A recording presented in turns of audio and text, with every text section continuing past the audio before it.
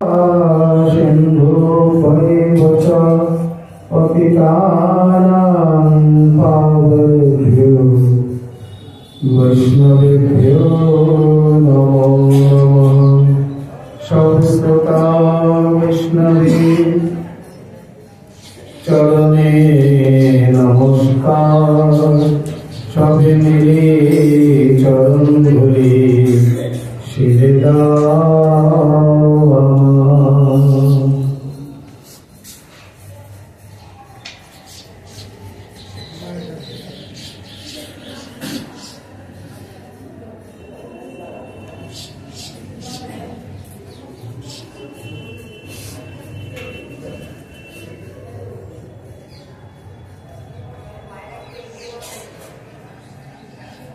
जय जय श्री चैतन्य जय नित्यानंद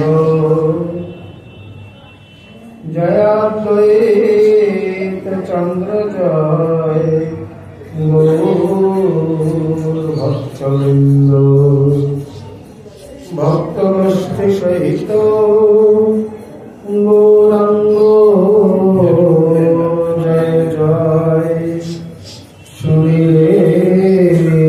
भागवत कथा भक्ति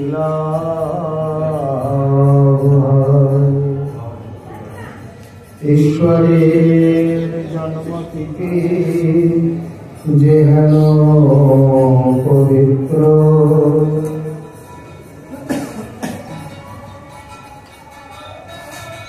वैष्णवेर तिथिर तेमति चरित्र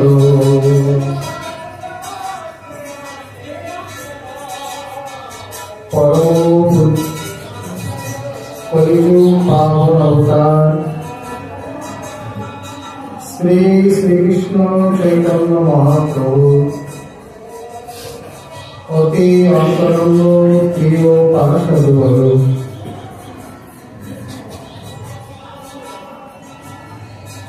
गौड़ीय आचार्य कुलभास्कर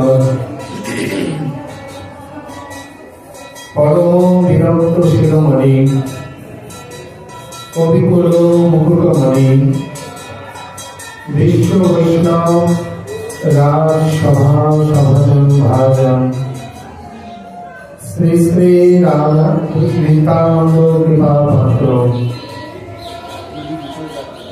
श्री श्री वृंदावन दास ठाकुर महाशय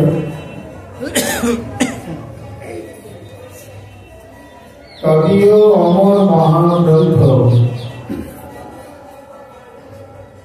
श्री श्री चैतन्य भागवते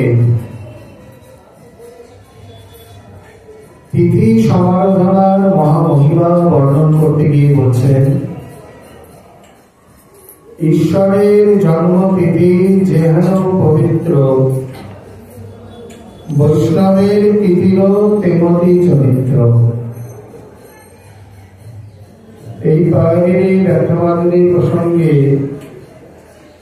आज जगतेर भाग्याकाशे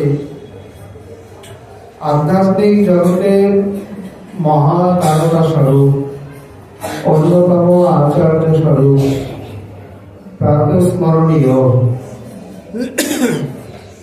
श्रीमान महाप्रभुर प्रिय परिकर श्री श्री गोपाल गुरु गोस्वामी पादेर तिरुधाम तिथि। এই তিথিকে অবলম্বন করে তিনি তার লীলা সম্বোধন করেছিলেন। সেই মহা পাবনী তিথি আজ আমাদের সামনে এসে উপস্থিত। অতএব আজকের দিনে আমরা অন্যান্য বৎসরের ন্যায় যেমন তার অমীয় গুণগাথা স্মরণ মনন কীর্তন আদি করি, এবছরও সেই প্রকারই শ্রী গোপাল গুরু গোস্বামী পাদের জীবনী খুব বেশি পাওয়া যায় না। যতটুকু পাওয়া যায় তার মধ্যে তিনি হচ্ছেন শ্রী বক্রেশ্বর পণ্ডিতের শিষ্য। এবং মুরারি পণ্ডিতের পুত্র। পূর্বে তার নাম ছিল শ্রী মকরধ্বজ পণ্ডিত। পরে গিয়ে গোপাল গুরু গোস্বামী নাম হয়। এর পিছনে অনেক অনেক কারণ রয়েছে, আমরা ধীরে ধীরে সে আলোচনায় আসব। শ্রী ভক্তি রত্নাকর আদিতে যত সামান্য যে পরিচয় আমরা পাই, তাতে লিখছেন যে চন্দ্রশেখর, শঙ্কর আর অন্য আচার্য এই দুইজন, গোবিন্দানন্দ, দেবানন্দ নাহিক কথন। গোপাল গুরু গোস্বামী গুণের নাহি লেখা, বক্রেশ্বর পণ্ডিতের এই পঞ্চ শাখা। উড়িষ্যা প্রদেশে শ্রীমৎ মহাপ্রভুর পরিবারগণের মধ্যে অন্যতম হলেন শ্রী বক্রেশ্বর পণ্ডিত, যাকে ব্রজের তম্বুবিদ্যা সঙ্গী রূপে গৌরবর্ণের দেবিকায় বর্ণনা করা হয়েছে।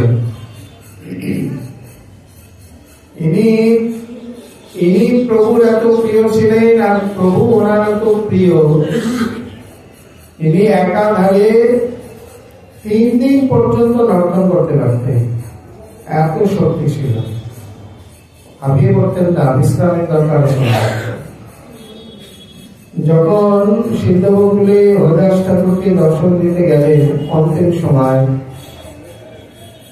মহাপ্রভু বলছেন, প্রভু কয়ে হরিদাস কহ সমাচার, হরিদাস কয়ে প্রভু যে ইচ্ছা তোমার। মানে তুমি যা সংকল্প করেছো তার কি অন্যথা হবে না চলেই যাবে? বলছেন আমি আরজি জানিয়েছি, আরজি হমারি আগে মর্জি তোমারি। তার মানে প্রভু বুঝলেন উনি চলে যাবেন। এই রূপে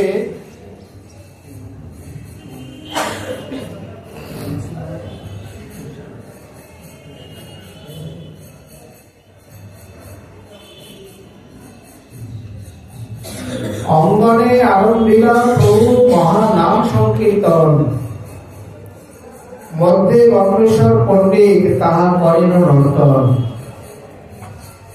শ্রী সর্বদামোদর, রায় রামানন্দ, বক্রেশ্বর পণ্ডিত, সার্বভৌম ভট্টাচার্য, ওদিকে গোবিন্দ, শঙ্কর, দামোদর, কাশী মিশ্র ইত্যাদি সমগ্র পরিবারকে নিয়ে এসছেন।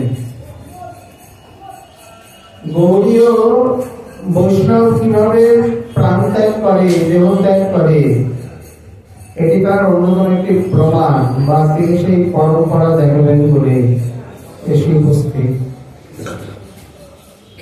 এইরূপে বক্রেশ্বর পণ্ডিত উড়িষ্যা বা মহাপ্রভু উড়িয়া ভক্তগণ পরিবারের মধ্যে অন্যতম একটি প্রধান শাখা,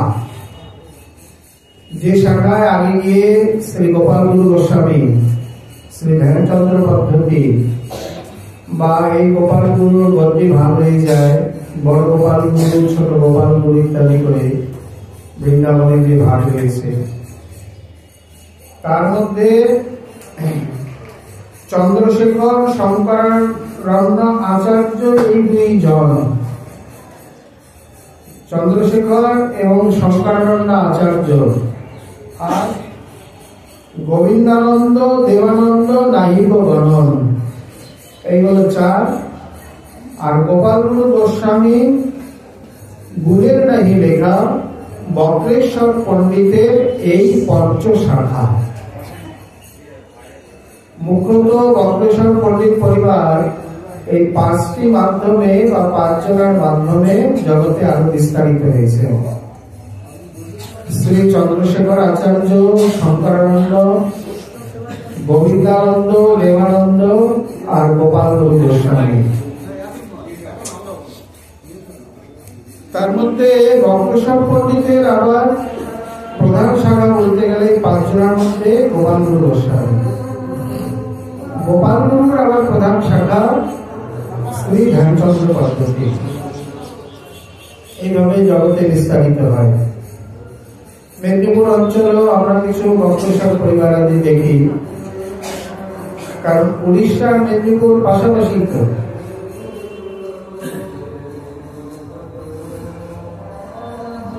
অতএব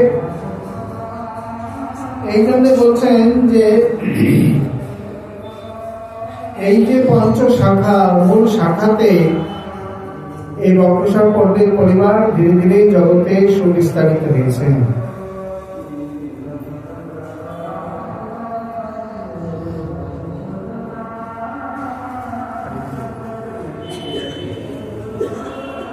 তার মধ্যে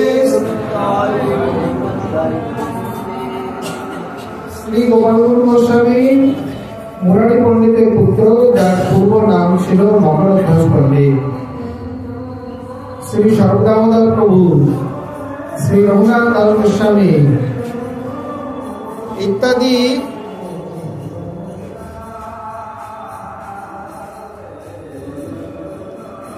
এই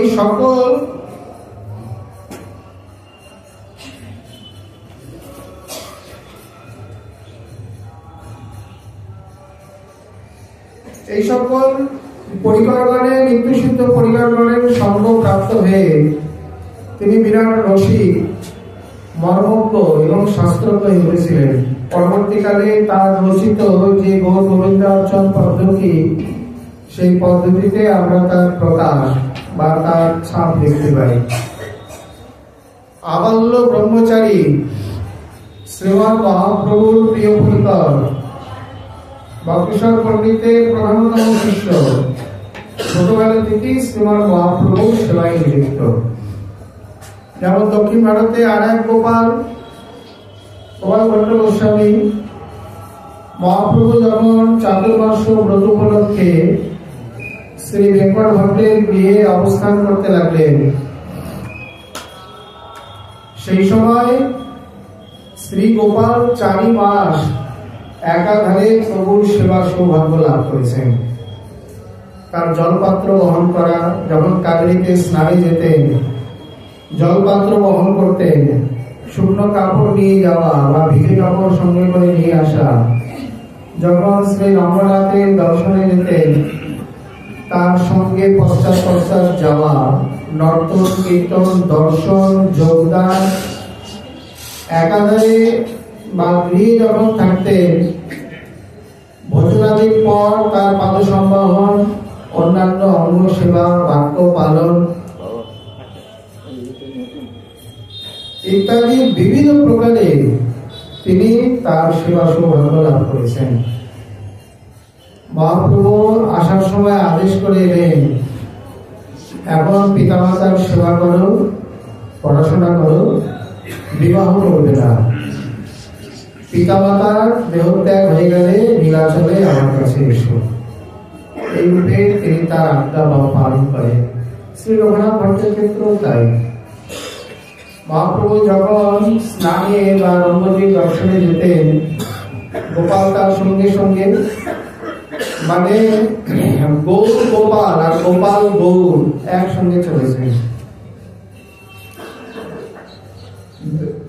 এই প্রকার শ্রীরঙ্গমের নাগরিকগণ বা পথচারীগণ তারা দেখে ভাবতেন যে এই নবীন সন্ন্যাসী, আজ তিনি নবীন যুবক, কিন্তু যখন বালদে বা কৈশোরে ছিল তখন অনেক গোপালের মতোই ছিল।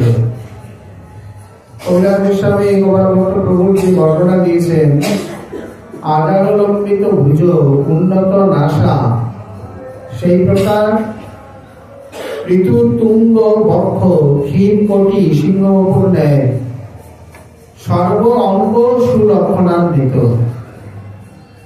শ্রীমৎ মহাপ্রভুর বাল্যের রূপটি যেমন হবে, গোপালকে দেখে যেন সেই রকম মনে হয়, আর গোপালকে দেখে মনে হবে গোপাল যদি কখনো বড় হয় তাহলে এই সন্ন্যাসীর মতনই হবে। গৌরকে দেখে গোপালের অনুমান, গোপালকে দেখে গৌরের অনুমান, এমন ভাবে চলে যাচ্ছে। এখানেও শ্রী গোপাল বাল্যকালে শ্রীমৎ মহাপ্রভুর এই প্রকার সেবা করতেন। একদিন, প্রতিদিনই আর কি, মহাপ্রভু বাহ্য সেবায় যান। গোপাল তার জলপাত্র, মাটির কড়ুয়া ইত্যাদি নিয়ে যায়। একদিন দেখছেন প্রভু একটু দূরে গিয়ে শৌচে বসেছেন। যদ্যপি এগুলো লীলামাত্র, কারণ সচ্চিদানন্দ তনুতে এই প্রকার বাহ্য ক্রিয়া, মল মূত্র, হেয় পদার্থ ইত্যাদি কোনো কিছু সম্ভব নয়। যে ঋষভদেব ভগবান অংশ অবতার ইত্যাদি, তার পরিত্যক্ত মলমূত্র যদি 10 যোজন সুরভিত করতে পারে, কিন্তু স্বয়ং ভগবান লীলাতে এগুলো দেখানো হয়। মলমূত্র ত্যাগ বা এই প্রকার আপনার জ্বর আদি মানে ব্যাধি ইত্যাদি। যেমন কানায় ব্রজমাইরা মায়ের কাছে এসে বলছে, মা তোমার এই পুত্র এত চঞ্চল, এত দুরন্ত, আমাদের ঘরে প্রতিদিনই গিয়ে কিছু না কিছু চুরি আদি করে। মা বলছেন, কেন রে, তোদের ঘরে এই প্রকার শিকা টিকা নেই, লজ্জা রাখতে পারিস নি? বলছেন, দেখেছি, শিল্প ভান্ডেষু তদ্বেদ। কোন শিকায় কি আছে না আছে জানতে পারে। প্রথমে উদ্ধার নিয়ে আসে, তারপর সবাইকে দাঁড় করায়, তারপর তার কাঁধে উঠে লাঠি দিয়ে ছিদ্র করে জোর করে ঘুরিয়ে দেয়, টপ টপ করে মাখন পড়তে থাকে, আর নিজেরা খায়, ঘরে মাখনের কাদা করে চলে আসে। আরেকজন বলছে, তোদের ঘরে কালকর্ষি অন্ধকার ঘর নেই, বলে সেখানেও দেখেছি। তোমার পুত্রের অঙ্গে এত বহুমূল্য আভূষণ, যে অন্ধকার জায়গায় যায় জায়গাটা আলো হয়ে যায়। ঠিকই তো, কৃষ্ণ সূর্য সম, মায়া ঘোর অন্ধকার।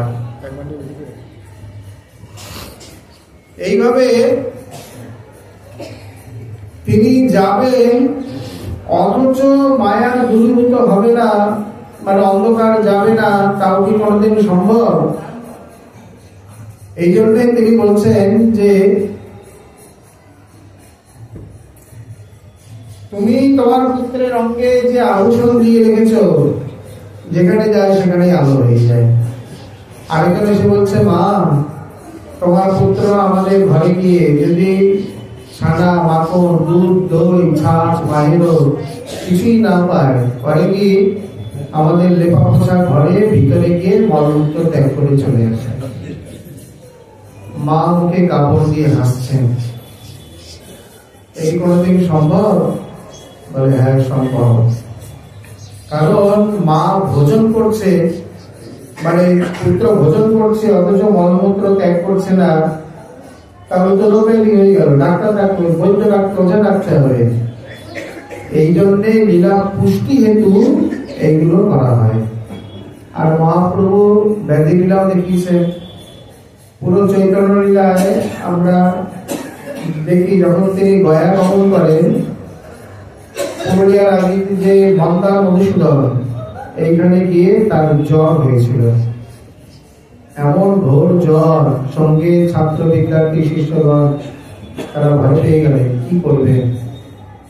প্রভু নিজেই বলে দিলেন, এক কাজ করো, ব্রাহ্মণের চরণামৃত নিয়ে আসো, এই পাদুদক পান করলেই আমার জ্বর সেরে যাবে। বিপ্র পাদুদকের মহিমা দেখালেন এখানে। তার কথা অনুযায়ী শিষ্যগণ সেইভাবে গিয়ে নিয়ে আসলেন, এবং সেই চরণামৃত পান করে তার এই জ্বর দূরীভূত হয়ে যায়। এই সামান্য কিছু লীলা আমরা দেখি। মাত্র কি সময় এই প্রকার অসুস্থ লীলা বা বাহ্য লীলা আদি অত দেখা যায় না। যাই হোক, গোপাল দেখছে প্রভু জীবনাকে জোর করে ধরে বা চেপে ধরে তারপর বাহ্যকর্ম করছেন। তিনি অবাক হয়ে গেলেন, কিছু বলেননি। দূর থেকে মানে পরে যখন এসছেন স্নানাদির পর, গিয়ে বলছে, প্রভু একটা কৌতূহল, একটা ছোট্ট জিজ্ঞাসা ছিল। অন্তর্যামী তো সবই জানে, প্রথমে বলছে, বলো কি জিজ্ঞাসা? বলছেন যে আজকে দেখলাম আপনি বাহ্যকর্ম করতে গিয়ে সেখানে নিজের জীবনটাকে চেপে ধরে তারপরে আপনি মলমূত্র ত্যাগ করছেন, বাহ্যক্রিয়া করছেন। বললেন হ্যাঁ, কি হয়েছে, কেন জীবন চেপে ধরেছিলেন? বলেন গোপাল কি বলবো,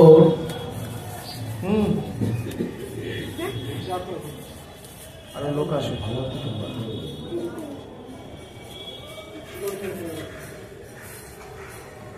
এইরূপে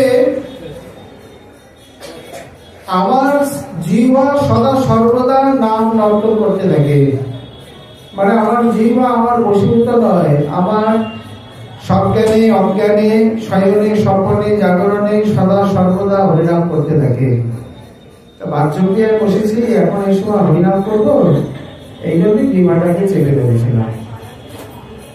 গোপাল বলছেন প্রভু খুব ভালো কথা, কিন্তু ওই সময় যদি কারোর প্রাণ বেরিয়ে যায়, হয় না, বাচ্চা করতে করতে প্রাণটা বেরিয়ে গেল, কত লোকে আছে বাথরুমে গিয়ে পড়ে গিয়ে মরে যায়, তখন তো তার নামবিহীন অবস্থায় দেখতে হলো। এবং এইভাবে তাহলে তার তো অধোগতি হবে, দুর্গতি হবে। তাহলে তাহলে এই সময় তো নাম করা উচিত প্রভু। আপনি বলছেন বাচ্চার ক্ষেত্রে, প্রভু বলছেন হরি গোপাল তুই তাকে আমি একটা চমৎকার সুন্দর শিক্ষা দিলে। বাস্তবিক এই বিচারটা তো আমি করিনি, আমি কেবল অপবিত্র স্থিতিটা দেখেছি, কিন্তু ওই সময় যে নামবিহীন সময় চলে গেল বা প্রাণ পরিত্যাগ হয়ে যেতে পারে, সেই বিচারটা আমি করিনি। বলে আজ থেকে আমি বিধানই দিয়ে দিলাম, খাইতে শুইতে যথা তথা নাম নয়, দেশ কাল নিয়ম নাই সর্বসিদ্ধি হয়। সর্বসিদ্ধি নামেতে প্রভু দিলেন করিয়া বিভাগ, আমার দুর্দৈব নামে নাহি অনুরাগ। নাম নাম নারী বহুধা নিজ সর্বশক্তি, স্তত্রার্থিক নিয়মিত স্মরণে ন কাল। এতাদৃশী তব কৃপা ভগবান মমাপি, দুর্দৈব মৃত্যুষমিহা জনে নানুরাগ। তত্রাপি স্মরণে ন কাল। কোন প্রকার দেশ কাল পাত্র কোন বিচার করলেন না। দেশ কাল নিয়ম নাই, মানে কোন স্থানের বিচার নেই, সময়ের বিচার নেই, কোন পাত্রের বিচার নেই। হাটে বাটে ঘাটে মাঠে যেখানে খুশি, সূচি অসুচি, শয়নে স্বপনে জাগরণে নিদ্রায় সুষুপ্তিতে, কি পৃথিবীতে ভূলোকে দুলোকে গোলোকে, মানে এই সাক্ষাৎ শরীরে হোক বা প্রেম শরীরে, যে কোনো সর্বাবস্থায় যত প্রকারের অসুচি আছে, দেহ সূচি, মৃতা সূচি, যাতা সূচি, নারী সূচি ইত্যাদি যত রকমের অসুচি আদি আছে, হরিনাম কখনো বাদ যাবে না। সদা সর্বদা জপ এবং কীর্তনীয়, জপ করা যাবে, কীর্তন করা যাবে। এখানে কানুপ্রিয় প্রভু শাস্ত্রবাণী দিয়ে খুব সুন্দর বিচার করেছেন। নাম মহিমা জানতে গেলে নাম চিন্তামণি তো অবশ্যই করতে হবে। নামে যারা অর্থবাদ করে, দোষারোপ করে, নামকে যারা সংকীর্ণ বা গণ্ডীভূত করতে চায়, তারা বলেন না না, অসুচি অবস্থায় কখনো নাম করা উচিত নয়, সূচি অবস্থাতেই নাম করা উচিত। তাহলে অসুচি অবস্থায় যদি প্রাণ বেরিয়ে যায়, অসুচি অবস্থাটা বেড়েই যাচ্ছে। কেউ কেউ বলেন নাম করা সকালে ভালো, কিন্তু স্নান করে করা উচিত, স্নান না করে করা উচিত না। কেউ কেউ বলছে নাম ব্রহ্মচর্য পালন করে করা উচিত, ভোগ অবস্থায় ভোগী হয়ে নাম করলে বিশেষ কোনো ফল নেই। এই সমস্ত কিছুকে খণ্ডন করেছেন। হ্যাঁ, অবশ্যই স্নান করে শুচি ইন্দ্রিয় সংযম করে করলে অবশ্যই ভালো, কিন্তু ইন্দ্রিয় অসংযত অবস্থায়, অশুচি অস্নাত অবস্থায় স্নান মানে নাম করলে যে তার ফল মিলবে না বা সেটা নাম হবে না, এই রকম তো কোথাও লেখা নেই। বরঞ্চ ধরে ধরে শাস্ত্র বাণীকে খণ্ডন করেছে। তুলসীদাস জি একই কথা বলেছেন, ভাই উভয় अलग है अलसाहु, नाम जपत मंगल दिशि दशहु। ভালো লাগুক না ভালো লাগুক, শ্রদ্ধায় অশ্রদ্ধায়, যে কোনো প্রকারে হোক নাম গ্রহণ করলে অতি অবশ্যই নাম প্রভু তার ফল দান করবেন, এ বিষয়ে বিন্দুমাত্র কোনো প্রকার কোনো সন্দেহ নেই। যেমন ঔষধ কি কেউ রুচি করে খায়? কোনো কুইনাই বা তিতা বা অন্য কোনো কষায় ওষুধ তো ভালোই লাগছে, আর দু পাতা নিয়ে আসবো ভাতের সঙ্গে মিশিয়ে খাবো, এ প্রকার কেউ খায় না, বরঞ্চ যত কম খাওয়া যায়। অশ্রদ্ধা করে ওষুধ খেলে ওষুধে কাজ করে না, রোগব্যাধি দূরে যায় না, অবশ্যই যায়। তেমনি অশ্রদ্ধা করে নাম করলেও নামের ফল পাবে। কতদূর কি কি ফল পাবে? তাদের সংসার নাশ হবে, পাপ তাপ নাশ হবে, এমনকি চতুর্বিধ মুক্তি পাইয়া বৈকুণ্ঠে যায়। এতদূর পর্যন্ত সম্ভব। শুধু ব্রজের নিকুঞ্জ মন্দিরের প্রেম সেবা করতে হবে না, প্রেম বস্তু পাবে না। কারণ যেখানে শ্রীপ্রভু বলছেন তত্র নামগ্রহণং খলু দ্বিধায় ভবতি, কেবলোৎপাদ স্নেহ সংযুক্ত কার্য। এই নাম গ্রহণকে দু প্রকারে ভাগ করা হয়েছে। একটি কেবল নাম গ্রহণ, গুরুদেব বলে দিলেন কোন মতে বাক্য রক্ষার জন্য দু ফেরা বা চার ফেরা ঘুরিয়ে রেখে দিলেন, কোন আদর শ্রদ্ধা অনুরাগ আরতি উৎকণ্ঠা এসব কিছুই নেই, একে বলে কেবল নাম গ্রহণ। আর স্নেহ সংযুক্ত হয়ে মানে এই সকল ভাবের সঙ্গে যিনি নাম গ্রহণ করেন, যেমন রাত্র বিয়োগা, চকর চকরি কি করে, এরা রাতের বেলা উভয় উভয়কে দেখতে পায় না, পাশাপাশি থাকা সত্ত্বেও। রাত্র বিয়োগা চাতক প্রাপরি সারাম, চকর চকরি তখন উভয়ের জন্য বিলাপ করতে থাকে। এইভাবে আরতি বিলাপ করে করে যিনি হরিনাম করেন। পৃথিবীর 3 ভাগ জল, চাতকের পিপাসা মেটে না, কবে নির্মল বাড়ি ধারা আকাশ থেকে নিবদিত হবে, তবে তার পিপাসা মিটবে। তেমনি যেমন প্রেয়সী তার প্রবাসগত প্রিয় বা স্বামীর জন্য আকুল আগ্রহে অপেক্ষা করে দীর্ঘ উৎকণ্ঠায়, ঠিক সেই প্রকার এইরকম ভাব নিয়ে যিনি হরিনাম করবেন তার অচিরাতে প্রেম প্রাপ্তি এবং নিকুঞ্জ মণিমন্দিরের সেবা প্রাপ্তি সম্ভব হবে। কিন্তু তাই বলে অন্য অবস্থায় নাম হবে না এই প্রকার কখনোই বলা যাবে না, তাতে গিয়ে নামের চরণে বিরাট অপরাধী হয়ে পড়বে। আর নাম অপরাধী হয়ে গেলে নাম করেই বা কি হবে? অতএব সাধু সাবধান। এই স্থানে বলছেন যে যারা এই প্রকার মানে তিনি সেই থেকে নিয়ম করে দিলেন, খাইতে শুইতে যথা তথা নাম লয়, দেশ কাল নিয়ম নাই সর্বসিদ্ধি হয়। সর্বশক্তি নামেতে প্রভু দিলেন করিয়া বিভাগ, আমার দুর্দৈব নামে নাহি অনুরাগ। মহাপ্রভু বলে দিলেন আজ থেকে তুমি হলে আমার গুরু। এই শব্দটি, এই বাক্যটি সম্পূর্ণ বৈষ্ণব সমাজে বিদ্যুতের বেগে প্রচারিত হতে লাগলো। গোপাল গৌরের গুরু, গোপাল চৈতন্যের গুরু। এই কথা পৌঁছাতে পৌঁছাতে খানাকুলে অভিরাম ঠাকুরের শ্রীপাঠে তার গাড়ি গিয়ে পৌঁছালো। কি আমার চৈতন্যের গুরু?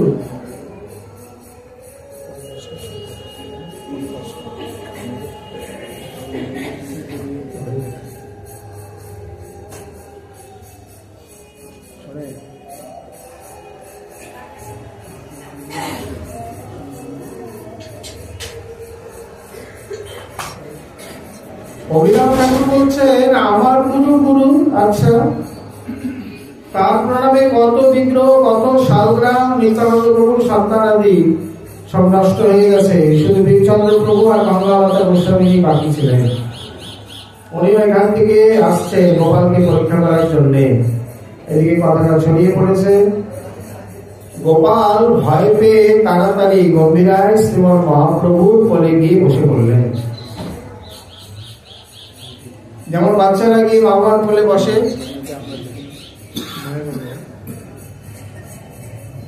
এখানে বাচ্চাদের মধ্যে গিয়ে কোলের মধ্যে বসে পড়লেন। মহাপ্রভু বলছেন তোমার কোনো চিন্তা নেই, তুমি বসো। গিয়ে চক্ষুটা বন্ধ করে শত হলো একটু ভয়ে বসে পড়েছেন। অভিরাম ঠাকুর যথারীতি এলেন, শ্রীমান মহাপ্রভুকে প্রণাম করলেন, গোপালকেও প্রণাম করলেন। বুকটা দুরু দুরু, প্রভুর বলে যে বসে আছে তার আবার ভয় কিসে? বলছেন কোনো চিন্তা নেই, তুমি বসো।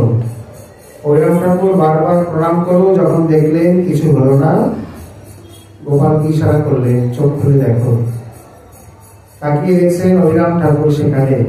তিনি মেনে নিলেন, বলেন সত্যি সত্যি তুমি আবার মহাপ্রভুর গুরু। আজ থেকে বৈষ্ণব সমাজে তোমার গোপাল গুরুর নামই প্রচারিত হয়ে যাবে। এই স্থানে মকরধ্বজ পণ্ডিত এই নাম তার কেউ জানেই না। সম্পূর্ণ বৈষ্ণব সমাজে তিনি গোপাল গুরু গোস্বামী নামে পরিচিতি লাভ করলেন। এইভাবে ধীরে ধীরে বড় হন। মহাপ্রভুর অন্তর্ধানে শ্রী লক্ষ্মেশ্বর পণ্ডিত গদ্যের অধিষ্ঠান হন। শ্রী রাধাকান্ত মঠের সেবা এবং শ্রী শ্রীমান মহাপ্রভুর সেবা। তিনি তার পরবর্তীকালে গোপাল গুরুকে গদ্যের মহান্ত করে যান। যেমন আমাদের রাধাকুণ্ডের মহান্ত পরম্পরা আছে, গম্ভীরাতেও দেখবেন মহান্ত পরম্পরা আছে। সর্বপ্রথম শ্রীমান মহাপ্রভু, তারপরে শ্রী লক্ষ্মেশ্বর পণ্ডিত, শ্রী গোপাল গুরু গোস্বামী, শ্রী ধ্যানচন্দ্র গোস্বামী, এইভাবে সব চলে আসছে। এইভাবে তিনি যে মাঘী শুক্লা দ্বাদশীতে, মানে এই দিন গদ্যি প্রাপ্ত হয়েছিলেন, ওই দিন তাকে গদ্যি সমর্পণ করা হয়। আজও গম্ভীরাতে মাঘী শুক্লা দ্বাদশী তিথি অবলম্বন করে বিরাট মহোৎসব হয়। বিশেষ করে তার সময়ে 1460 শতাব্দ থেকে 1470 শতাব্দের মধ্যে মন্দিরের বিভিন্ন পরিবর্তন, সংস্কার ইত্যাদি হয়। বর্তমান যে মন্দির, এই মন্দির গোপাল গুরু গোস্বামীর আমলেই তৈরি হয়। যাই হোক, এই রূপে তিনি গদ্যের অনেক কাজ করেন, সেবা পূজা করতে থাকেন। উনি আবার শ্রী রাধাকান্তের দক্ষিণে এবং বামে রাধা ললিতা দেবীর মূর্তি স্থাপন করেন। তার দক্ষিণে এবং বামে শ্রী নিতাই গৌর মূর্তি স্থাপন করেন। 4টি দিকেও স্থাপন করেন। অদ্বৈত প্রভুর তৈলচিত্র আগে থেকেই সেবিত হতো। এই রূপে শ্রী রাধাকান্ত, রাধা, ললিতা, নিতাই গৌর, অদ্বৈত, এই 6 বিগ্রহের সেবা এখানে। এইভাবে দীর্ঘদিন তিনি সেবা করে চলে যাবেন লীলা সম্বরণ।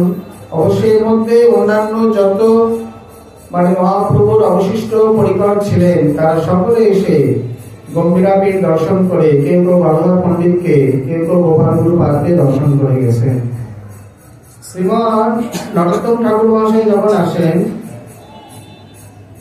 নরোত্তম গেলা কাশী মিশ্রের ভবন, শ্রী গোপাল গুরু সহ হইল মিলন।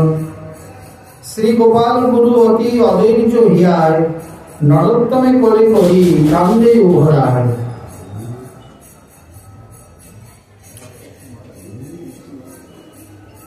এইভাবে শ্রী গোপাল গুরু গোস্বামীর সঙ্গে শ্রী ঠাকুর মহাশয়ের মহামিলন সম্পন্ন হয়। শুধু ঠাকুর মহাশয় নয়, শ্রীনিবাস আচার্য প্রভু, শ্যামানন্দ প্রভু, অন্যান্য আরো যত গৌর অবশিষ্ট পরিবারগণ ছিলেন, প্রত্যেককে এই প্রকার এসে তার সঙ্গে সাক্ষাৎ করে যান।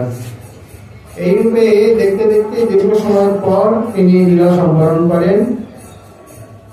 তিনি আবার ধ্যানচন্দ্র প্রভুকে গতি সমর্পণ করে যান। এই সম্বন্ধে আবার বিশেষ কাহিনী রয়েছে। সেটি কি? ওনার যখন বয়স হয়ে যায়, উনি ভাবছেন আমাকেও যেতে হবে, চলতে একদিন সকলকেই যেতে হবে। সেবা কার হাতে সমর্পণ করে যায়? মনে মনে বিচার করছেন, কেউ আসে না, কাউকে পায় না। রাধাকান্তের কাছে নিবেদন করলেন। সেই দিনই এক নবীন ব্রাহ্মণ যুবক রাধাকান্তের দর্শনে আসে। তাকে দেখে তার খুব ভালো লাগে। পরিচয় জিজ্ঞাসা করে পরে তার হস্তেই তিনি রাধানাথের সেবা সমর্পণ করেন। ধ্যান যোগে তাকে প্রাপ্ত হয়েছিলেন বলে তার নাম হয়ে যায় ধ্যানচন্দ্র গোস্বামী। এই যুবককে, এই যুবক ছোটবেলায় যে উড়িয়া বালককে মহাপ্রভু ভালোবাসতেন, তার মা ছিলেন বিধবা, মানে পিতৃহীন বালক। বালককে দেখলে মহাপ্রভুর এই প্রকার স্ফুরণ হতো এবং তিনি এই শ্যামল সুন্দর বালককে খুব ভালোবাসতেন। আর বালকের স্বভাব, যেখানে ভালোবাসা পায় সেখানেই তারা যায়। কিন্তু দামোদর পণ্ডিত এই ঘটনাকে ভালো চোখে নিলেন না। শরৎ দামোদর নয়, দামোদর পণ্ডিত। দামোদর পণ্ডিত আর শঙ্কর পণ্ডিত দুই ভাই, এরা আলাদা। যে শঙ্কর পণ্ডিত মহাপ্রভুর পাদুপ্রধান, আর যে দামোদর পণ্ডিত বড় ভাই মহাপ্রভুকে বাক্যদণ্ড করেছিলেন, যাকে নিয়ে তিনি এই প্রকার মানে নবদ্বীপের মায়ের সেবাতে পাঠান। ইনি হঠাৎ করে একদিন প্রভুর সামনে বলছেন, গোসাই গোসাই এবে জানিব গোসাই, নীলাচলে গোসাই হইব বাড়াই। আর কিছু বলে না, কেবল এইটুকুই বলছে। মহাপ্রভু বলছেন, দামোদর কি বলছো স্পষ্ট করে বলো। বলছেন, কি আর বলবো, যদ্যপি সেই যুবতী তপস্বিনী সতী, তথাপি যদ্যপি সেই রমণী তপস্বিনী সতী, তথাপি তাহার দোষ সুন্দরী যুবতী। তুমিও নবীনী যুবা পরম সুন্দর, আর লোক কানা কানি বাতে দেহ অবসর।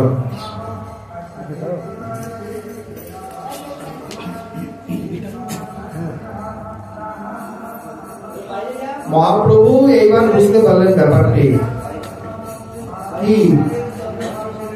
তুমি হচ্ছ নবীনী যুবা পরম সুন্দর, আর এর মা বিধবা সুন্দরী যুবতী, হতে পারে তপস্বিনী সতী। কিন্তু তথাপি এইভাবে তার বালককে তুমি ভালোবাসছো, তো লোকে কি বলবে? লোক সমালোচনা শুরু হয়ে যাবে, কানাকানি শুরু হয়ে যাবে। তাতে কাজটা কি ঠিক হচ্ছে? মহাপ্রভু এই কথা শুনে এত সন্তুষ্ট হলেন, বলছেন, দামোদর তোমার সম নিরপেক্ষ নাহি মোর গণে, নিরপেক্ষ না হইলে ধর্ম না যায় যাজনে।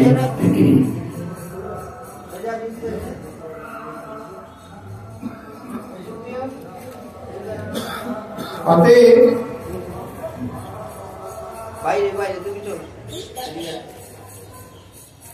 এই সিরিয়াল ভাই একজনে দাও, এইভাবে দিলে যে বিচ্ছিন্ন করে যাবে। একজন আসন দাও, একজন বই দাও,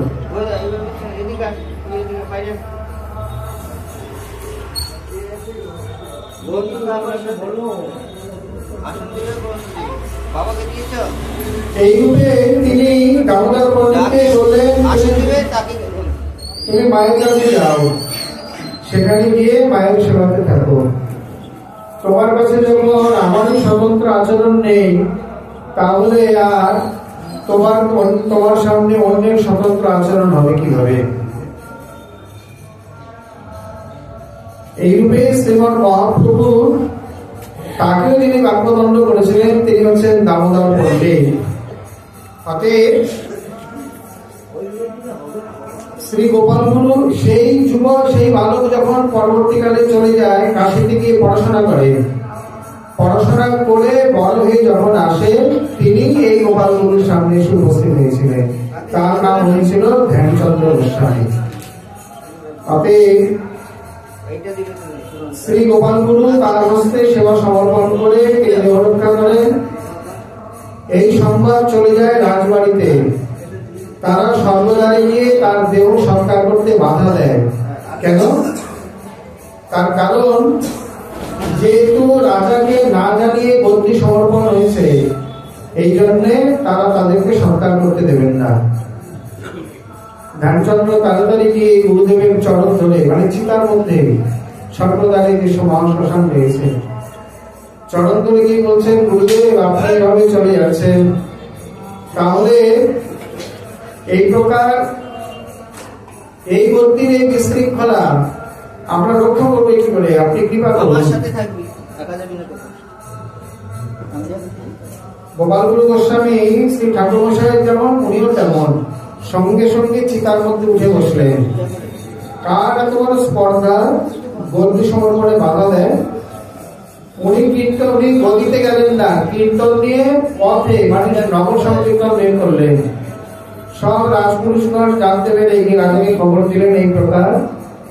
এইবার তখন তারা ভয় পেয়ে গোপালগুরুকে আর কিছুই বলেনি এবং সেই রাজপুরুষের 3 পুরুষ পর্যন্ত তিনি প্রকট থেকে তারপরে দেহ রক্ষা করেন। এই কার্তিকী শুক্লা নবমী তিথিতে মানে আজকের দিনে তিথি আরো উত্তম। একদিকে অক্ষয় নবমী, যে অক্ষয় নবমীতে তিনি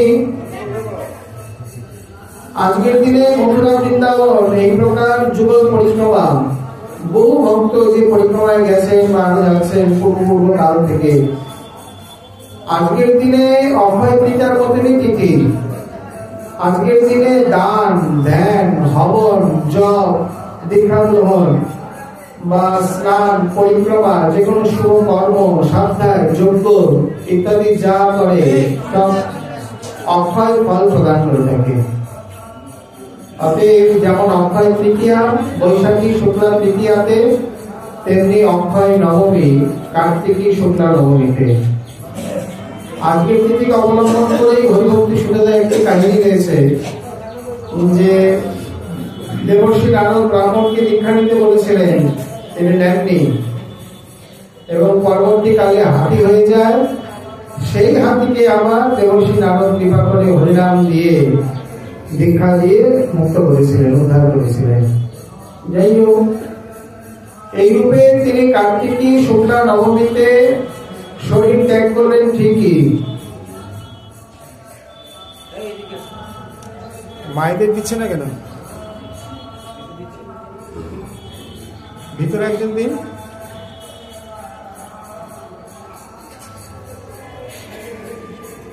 করতে করতে ইনি তো শরীর রক্ষা করে চলে গেছেন। বাইরে গিয়ে মানে বৃন্দাবনে কিছু ভক্ত ব্রজবাসী বৈষ্ণব তার উৎসবাদী করে যখন বৃন্দাবনে এসছেন, দেখছেন যমুনার তীরে যে পাকুড়তলা রয়েছে, বর্তমান দেখেন গোপালগুরু বলতি বা এই প্রকার জগন্নাথ মন্দির রয়েছে তার পাশে, এইখানে ধ্যানাবস্থায় গোপালগুরু গোস্বামী বসে রয়েছে। ব্রজবাসী বৈষ্ণবগণ দেখে তাড়াতাড়ি ধ্যানচন্দ্র প্রভুকে খবর দিয়েছেন। উনি আবার সপরিবারে এসে বলেন, প্রভু কৃপা করে যখন আছেন তাহলে গম্ভীরায় চলুন। বলছেন, না, আমি আর গম্ভীরায় যাব না। তোমার যদি নিতান্ত এই প্রকার মানে বিরহ সহ্য না হয়, তাহলে তুমি গম্ভীরার সামনে আমার যে নিম্ব বৃক্ষটি রয়েছে সেই বৃক্ষ থেকে আমার মূর্তি তৈরি করে সকলকে দান করো। এই বিগ্রহের সামনে গিয়ে অবস্থান করা। ভোগের সময় মন্দিরের সামনে আমার মূর্তিকে নিয়ে যাবে, নৈবেদ্য অর্পণের সময়তে তোমার কোনো দোষ হবে না। সেই থেকে আজ পর্যন্ত প্রচলিত যে রাধাকান্তে যখন যখন ভোগ হয় তখন গোপালগুরু গোস্বামীর মূর্তিটি সামনে নিয়ে আসা হয় এবং ভোগ হয়ে গেলে তারপরে আবার বিয়ে করা হয়। এই রূপে তিনি এখানেও অবস্থান করলেন, ওখানেও অবস্থান করলেন। এই গোপালগুরু মূর্তি পরবর্তীকালে আবার দুভাগে ভাগ হয়ে মানে 2 প্রকার শাখা ভাগ হয়ে যায়। একটি বড় গোপালগুরু আর একটি ছোট গোপালগুরু। অতএব বৈষ্ণবের দেহ যে কত চিন্ময়, কখনোই এই প্রকার বিনাশ প্রাপ্ত হয় না।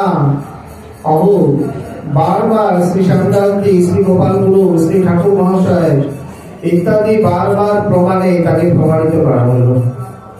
এইখানে শ্রী গোপালগুরু গোস্বামীর এই যে পরম পাবন চরিত কথা বা লীলা কথা, পরবর্তীকালে এই গম্ভীরায় তিনি রচনা করে যান শ্রী গৌর গোবিন্দ অর্চন পদ্ধতি, আর তার শিষ্য ধ্যানচন্দ্র প্রভু তিনি রচনা করেন শ্রী গৌর গোবিন্দ অর্চন পদ্ধতি। পরবর্তীকালে গোবর্ধনের সিদ্ধ বাবা তিনি আমার রচনা করেন গৌরগোবিন্দ স্মরণ পদ্ধতি। এই রূপে আমাদের সম্প্রদায়ের তিনটে পদ্ধতি। বড় আশ্চর্য, তিনজনই উড়িষ্যাবাসী। গোপালগুরু গোস্বামী উড়িষ্যা, ধ্যানচন্দ্র প্রভু উড়িষ্যা, আর সিদ্ধবাবু উড়িষ্যা। ইনি হচ্ছেন মঙ্গরাজার কন্যা, তার পুত্র, ছোট পুত্র বটকৃষ্ণ। দেহত্যাগের সময় তার মা বড় পুত্রকে তিনি করেছিলেন রাজা করলেন, মেজ পুত্রকে শিরোপা দিলেন, আর ছোট পুত্র বটকৃষ্ণকে বললেন তুমি গিয়ে বৃন্দাবনে সাধু হও, যাও। এইভাবে তিন পুত্রকে তিন ভাবে নিযুক্ত করেন। তার মধ্যে সিদ্ধ বাবা বটকৃষ্ণ এখানে এসে কৃষ্ণদাস নামে অভিহিত হন এবং তিনি এই পদ্ধতি পরবর্তীকালে রচনা করে যান। গুটিকা একটি আলাদা, তার রচিত ভাবনাসার সংগ্রহ আর এই স্মরণ পদ্ধতি। আমাদের সম্প্রদায়ে এই তিন প্রকারের পদ্ধতি দেখা যায়। পরবর্তীতে শ্রী হরিদাস দাসজি পদ্ধতি ত্রয় নামে এই গ্রন্থ প্রকাশ করে আমাদের সম্প্রদায়কে সমৃদ্ধ করে গেছে। বর্তমান সময়ে আমাদের যত উপাস্য উপাসনা, ধ্যান বিধি বা অন্যান্য পদ্ধতি ইত্যাদি সব এই ত্রিবিধ পদ্ধতি অনুযায়ী এই প্রকার প্রচলিত হয়ে আসছে। তার মধ্যে বহু মন্ত্র আদি, বিশেষ করে কারো কারো মতে সখী মন্দিরগণের মন্ত্র আদিও এই পদ্ধতি ত্রয় থেকেই গ্রহণ করা হয়েছে। বর্তমানে যদি কোনো শুদ্ধ ভক্তি গ্রন্থ বা এই প্রকার কোন উপাসনা পদ্ধতি দেখে উপাসনা করতে হয়, তাহলে এর ও কারোর চক্রে না পড়ে আচার্যগণ যেভাবে যে বিধি নির্দেশ বা বিধান ইত্যাদি দিয়ে গেছে সেই রূপেতে সেই রূপটার ভজন করাই শ্রেয়। এই রূপে সম্প্রদায়ের মধ্যে একটা গ্রন্থই, বেশি নয়, এই পদ্ধতি গ্রন্থ সিদ্ধ বাবার কয়েকটি গ্রন্থ রয়েছে, কিন্তু গোপালগুরু গোস্বামী এবং ধ্যানচন্দ্র গোস্বামী মাত্র দুটি গ্রন্থে তারা জগৎ বিখ্যাত, ভুবন বিখ্যাত। সেই কার্তিকী শুক্লা নবমী আজ আমাদের সামনে এসে উপস্থিত। এই পরম পাবনী তিথিকে অবলম্বন করে যিনি এই প্রকার শরীর রক্ষা করেছিলেন। বলে শ্রী গোপালগুরু গোস্বামী প্রভু কি জয়। এই রূপে অতি সংক্ষেপে তার পাবন কথা আজ আমরা আস্বাদন করলাম। পরবর্তী চরিতাংশ যেভাবে বর্ণন করছে শ্রীমান মহাপ্রভুর কৃপা হলে আবার আমরা সেই বিষয়ে আস্বাদনে আশা রাখি। আজকে আমাদের ভগবতী কথা এখানে বিশ্রাম করব।